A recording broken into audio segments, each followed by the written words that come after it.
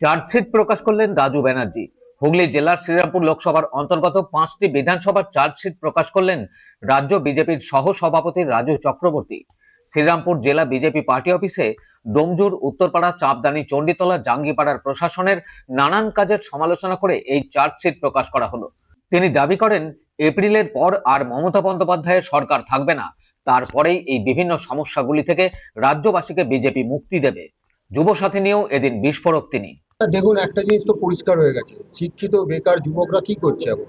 কেউ অটো চালাচ্ছে, নলে টোটো চালাচ্ছে, আর বাকি যারা আছে তারা ওই তৃণমূলের সিন্ডিকেট রাজের সাথে যুক্ত।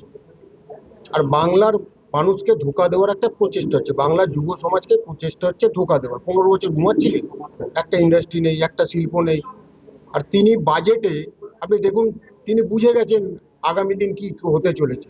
তিনি বাজেটে ঘোষণা করলেন যে আমি অগস্ট মাসে দেবো, কিন্তু তার পরের দিনে আবার ঘোষণা করছে যে এখন থেকেই ফর্ম ফিল আপ চালু হয়ে যাবে।